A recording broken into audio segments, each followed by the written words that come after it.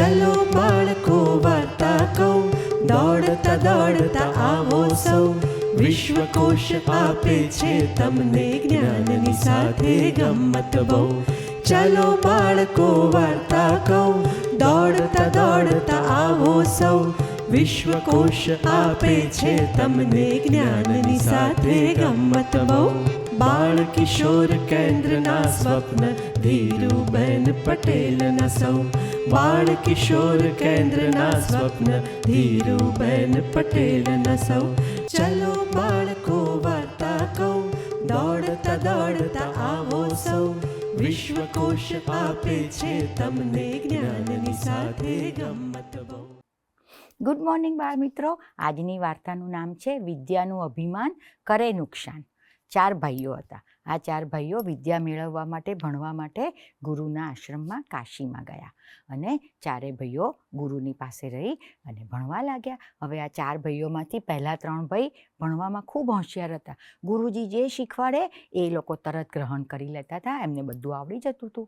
પણ ચોથો ભાઈ, સૌથી નાનો ભાઈ, ભણવામાં થોડો નબળો હતો. એટલે એ બરાબર પોતાના 3 ભાઈઓ જેટલું ભણી ના શક્યો. વર્ષો વીત્યા, ભણવાનું બધું પતી ગયું એટલે 4 ભાઈઓ ગુરુજીની આજ્ઞા લઈ અને પોતાના ઘરે ગામ જવા નીકળ્યા. ચાલતા ચાલતા જતા હતા, રસ્તામાં આવ્યું એક જંગલ. 4 ભાઈઓ તો વાતો કરતા કરતા જતા હતા, ત્યાં એકદમ એમને જોયું તો નીચે બધા હાડકાઓ પડ્યા હતા.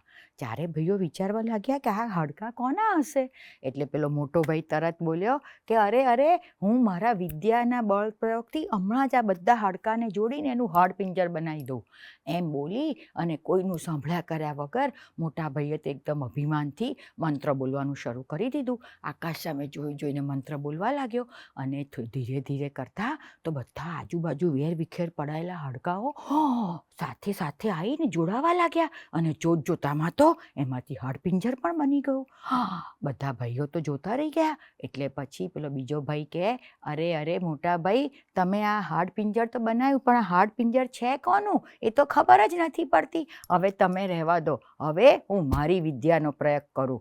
હું આ હાડપિંજરમાં સ્નાયુઓ, માંસ, લોહી એ બધું ભરી અને એની પર ચામડી પણ એની જડાઈ શકું એમ છું. તમને હજુ મારી વિદ્યાની ખબર નથી. એમ કરી પેલો નાનો ભાઈ બોલવા ગયો કે અરે ભાઈ, આવું ના કરો. પણ એનું કોણ સાંભળે? બીજા ભાઈએ તો પરત આંખો બંધ કરી આકાશ સામે જોઈ અને એને બી મંત્ર બોલવાનું શરૂ કર્યું. અને થોડીક વાર થઈને એમાં તો ધીરે ધીરે કરતાં પેલા હાડપિંજરના સ્નાયુઓ ભરાવા લાગ્યા, એમાં માંસ ભરાવા લાગ્યું, નસપેશીઓ એમની બધી ભરાવા લાગી અને ધીરે ધીરે કરતાં તો એની પર એની ચામડી પણ જડાઈ ગઈ. એ હાડપિંજર કોનું હતું ખબર છે? એ હતું એક જાડા પાડા વિકરાળ સિંહનું. આમ પડ્યો તો એનું શરીર નીચે. પેલા બધા 4 ભાઈઓ તો જોતા જ રહી ગયા. એટલે પેલો ત્રીજો ભાઈ કહે, અરે આમાં શું મોટી વાત છે? મોટા ભાઈએ હાડપિંજર કર્યું, તે એમાં સ્નાયુઓ, બીજા ભાઈએ તમે સ્નાયુઓ, માંસ ભર્યું, લોહી ભર્યું. પણ હજી જ્યાં સુધી આનામાં પ્રાણ નથી ને ત્યાં સુધી આ સિંહ મરેલો જ છે, મુર્દું જ કહેવાય, એનું કંઈ કામ નહીં. એટલે એનામાં તો જ્યારે પ્રાણ ફૂંકીએ ને ત્યારે જ સાચી વિદ્યા કહેવાય. એટલે પેલો ચોથો ભાઈ એકદમ ગભરાઈ ગયો. ના ભાઈ, જોજો એવી ભૂલ કરતા. આ મરેલા સિંહને મરદા આગળ ઊભા રહેવાનું પણ યોગ્ય નથી. ચાલો જલ્દી કરો, આપણે જતા રહીએ, ઘરે માં રાહ જોતી હશે. પણ ત્રીજો ભાઈ તો એના વિદ્યાના અભિમાનમાં એટલો બધો ચૂર હતો, એને કીધું, ચૂપ, તને કશું આવડતું નથી. એટલે હવે તમે 3 ભાઈઓ મારી વિદ્યાના બળ પ્રયોગને તમે જુઓ. મને ગુરુજીએ મરદામાં પણ પ્રાણ પૂરીને એને બેઠું કરવાની વિદ્યા શીખવાડી છે, જે તમને કોઈને નથી આવડતી. એમ કરી નાનો ભાઈ તો જોયું કે આ ત્રીજો ભાઈ તો સાંભળે એવો જ નથી, મારું કશું ચાલવાનું જ નથી. એટલે તો દોડી અને સીધો એક ઝાડ ઉપર ચડી ગયો અને ઝાડ પર ચડીને ઊંચામાં ઊંચી ડાળી પર જઈને બેસી ગયો. અને આ ત્રીજો ભાઈ તો અભિમાનમાં ચૂર, એને તો આંખો બંધ કરી સિંહના મરદા પાસે આવી અને એ તો હાથ જોડી અને મંત્રો બોલવા લાગ્યો. અને જેવો થોડાક મંત્રોચ્ચાર થયા ને કે આખા વાતાવરણમાં 4 બાજુ શાંતિ સ્થપાઈ ગઈ. અને ધીરે ધીરે કરતાં પેલાનો મંત્રોચ્ચારનો સ્વર વધવા લાગ્યો અને સિંહના શરીર મુર્દામાં ધીરે ધીરે હલચલ થવા લાગી. પહેલાં પૂંછડું હલ્યું, થોડા પગ હલ્યા, એના વાળ આમથી આમ એને કરવા લાગ્યા. અને થોડીક વાર થઈને ત્યાં તો સિંહના આખા શરીરમાં જાન આવી ગઈ. આખો પ્રાણ એનામાં સંચાર થઈ ગયો અને સિંહ તો આળસ મળી અને આમ પોતાની કેશવાળી આમ કરી અને ઊભો થઈ ગયો અને ઊભા થતાની સાથે જ એને તો જે મોટી ત્રાડ પાડી. હવે આવા જાડા પાડા વિકરાળ સિંહની તો ત્રાડ પણ કેવી ભયંકર હોય. એની આ ત્રાડથી આજુબાજુના ઝાડના પાંદડાઓ નાના છોડવાઓ પણ હાલી ઉઠ્યા અને પેલા ત્રણ ભાઈઓની તો સ્થિતિ જોવા જેવી હતી. એ લોકો તો ઊભા જ થર સૂકા પાંદાની જેવું કાપવા લાગ્યા અને પછી તો પોતાનો જાન બચાવવા ત્રણેય ભાઈઓ મુઠ્ઠી વાળીને દોડવા ગયા. પણ સિંહ આગળ એમનું શું ગજું? તરત જ સિંહે તો એમની પર તરાપ મારી અને ત્રણેય ભાઈઓને પાડ્યા નીચે અને તરત જ એમને ત્યાં ને ત્યાં ફાડી ખાધા. ત્રણેય ભાઈઓના ત્યાં જ રમી ગયા રામ અને ત્રણેય ભાઈઓ ત્યાં ને ત્યાં જ મૃત્યુ પામ્યા. આ બધું ચોથો પેલો સૌથી નાનો ભાઈ જેનામાં સમજદારી બહુ હતી ને, જે ઉપર ઝાડ પર ચડી ગયો હતો, એને જોયું ને બોલ્યો કે અરે રે મારા ભાઈઓ, તમે બધું શીખ્યા પણ ગુરુજીએ જે મેઇન વાત કીધી તે તો તમે ગ્રહણ જ ના કરી.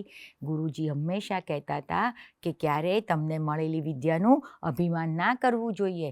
વિદ્યાનો હંમેશા યોગ્ય ઉપયોગ જ કરવો જોઈએ, નહીતર ક્યારેક એ વિદ્યા આપણને પોતાને જ નુકસાન કરી બેસે છે.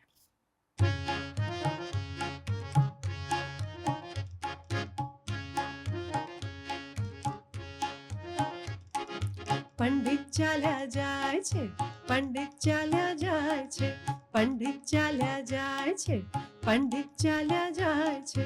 પગમાં જૂના જૂતા પહેરી પંડિત ચાલ્યા જાય છે, પગમાં જૂના જૂતા પહેરી પંડિત ચાલ્યા જાય છે.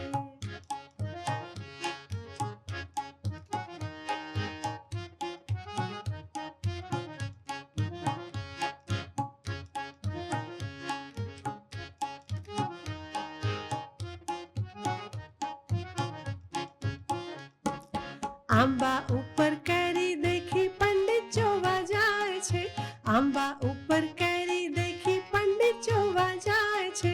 તડાક કરતા કેરી તૂટી ટાલ પર ફૂટાય છે, તડાક કરતા કેરી ફૂટી ટાલ પર ફૂટાય છે. પંડિત ચાલ્યા જાય છે, પંડિત ચાલ્યા જાય છે, પંડિત ચાલ્યા જાય છે, પંડિત ચાલ્યા જાય છે.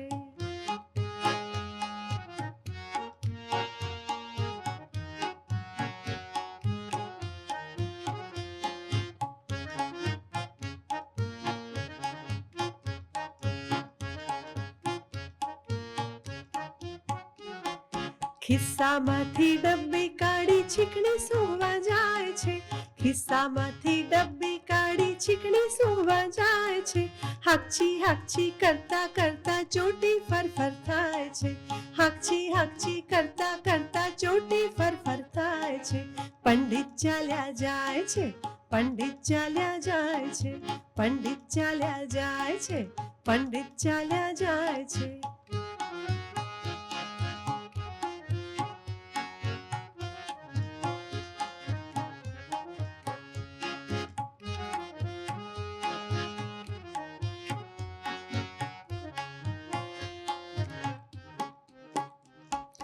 આકાશે એરોપ્લેન દેખી પંડિત જોવા જાય છે, આકાશે એરોપ્લેન દેખી પંડિત જોવા જાય છે. આમ તેમ ફાંફા મારા ગધેડે અથડાય છે, આમ તેમ ફાંફા મારા ગધેડે અથડાય છે. પંડિત ચાલ્યા જાય છે, પંડિત ચાલ્યા જાય છે, પંડિત ચાલ્યા જાય છે, પંડિત ચાલ્યા જાય છે. પગમાં જૂના જૂતા પહેરી પંડિત ચાલ્યા જાય છે, પગમાં જૂના જૂતા પહેરી પંડિત ચાલ્યા જાય છે. પંડિત ચાલ્યા જાય છે, પંડિત ચાલ્યા જાય છે, પંડિત ચાલ્યા જાય છે, પંડિત ચાલ્યા જાય છે.